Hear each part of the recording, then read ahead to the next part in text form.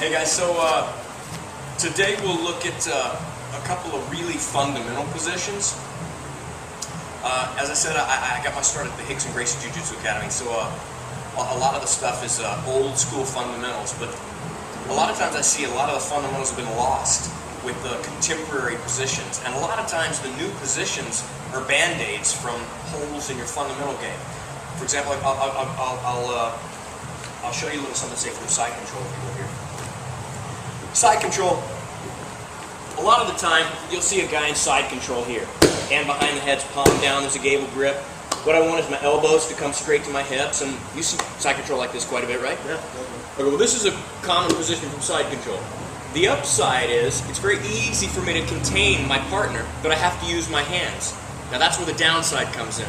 The beauty of any top position is that I'm using my body weight and my positioning to contain my opponent, so I have my hands free to attack my opponent. So the Rickson Gracie side control is something like this. If I start from here, my hand behind my head, palm down, I'm doing what we call a butterfly switch. So I'm rotating, folding up, grabbing under the armpit, turning. Now talk to me here. You're okay, right? You feel okay? Say chicken sandwich. Chicken sandwich. Okay, now this side control. Say chicken sandwich again. Chicken sandwich. It's a very different side control, right? Same thing from here. When I go hip and head, when I have you in this side control, using my hands to contain your upper body, what do I need to make sure that he doesn't replace the guard? I need my knee on your hip, right? So your knee doesn't come in. So that means that I'm on my knees. That means that I can't put weight on you, which means I'm not benefiting from being in the top position, and you're not paying the price from being on the bottom.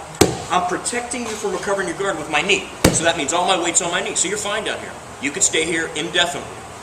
What I need to do is I need to put my body weight. So I'm transitioning outside the head, and I'm going to bring your ear very close to my knee.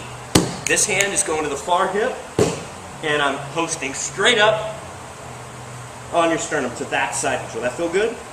Yeah. And now I have my arms free to start my attacks with chokes, looking for arm locks, and everything else. That's one of the fundamental concepts in Brazilian Jiu-Jitsu that I find has been lost over the course of years. And 9 times out of 10, you see the side control from here, where guys will literally never come off their knees. They're never off their knees, and they're here looking for things, looking for chokes, but you're never paying the price. Right. You're never tired, you're never gassed, you're never anything. Another concept really quickly I'll give you from, say, let's say bottom half guard. Bottom half guard. Ideally what I want from bottom half guard, when he's flattened me out on my back, is I want this underhook. I want this underhook. And a lot of times there's a lot of trickery. You see guys, make your grips here. You see a lot of trickery. You see guys that are doing things like this, pry away, swim here, then to get the underhook. That requires a lot of muscle, strength, and explosiveness. I don't know if we're still in the frames back a little bit.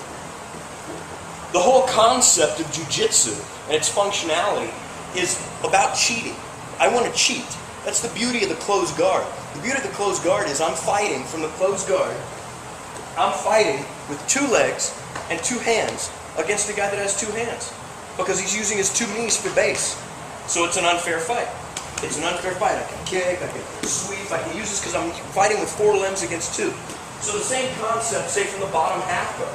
Ideally what I want, the best position for the bottom half guard, is if I have this underhook. So instead of pushing his face away, swimming to the elbow, posting and getting under, I'm simply going to make him give me the underhook, which is the beauty of jiu-jitsu in my opinion. So flatten me out here.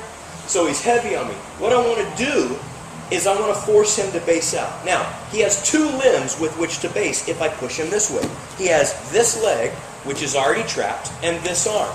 So there's what's called an inside-out half guard and an outside-in. This is an inside-out, meaning my inside leg is outside of his legs. There's also an outside-in half guard, which is this half guard. I want to make sure that I trap that leg with an inside-out. Now I'm going to open my legs, raise my crotch, go very high on his thigh, and pinch down very tightly. So flatten me out. Here. To here. Pinch very tightly with an inside-out. Now watch what I'm going to do. I'm simply going to move my hips. And it drives him over. Now it's very easy for him to defend this, but what does he have to do to defend it? Grab me. Don't get swept. There. He bases out. and I have my underhook. That's one of the magic principles of jiu-jitsu. I'm not pushing, prying, and I got this underhook. No, I'm going to make him give it to me. He's very tight. I can't get this underhook. I can't. But what I can do is move him in such a way that forces him to prevent himself from getting swept. And it's that. Now I have my underhook. Now if he flattens me back out, I have the underhook. I can take his back. I can escape, recover my full closed guard. But those are a couple of the principles, in my opinion, that have been lost with the modern contemporary jiu-jitsu. Because a lot of times guys get flattened out and they have to think of a wonderful way to pry the guy, move him to get that underhook. When in essence they've forgotten the principle of jiu-jitsu, is make your opponent defend something else, and in the process of defending something else, he gives you exactly what you're primarily looking for. My opinion, my 2 cents. Some little things. Yes. Thank you, brother. Nice to meet y'all.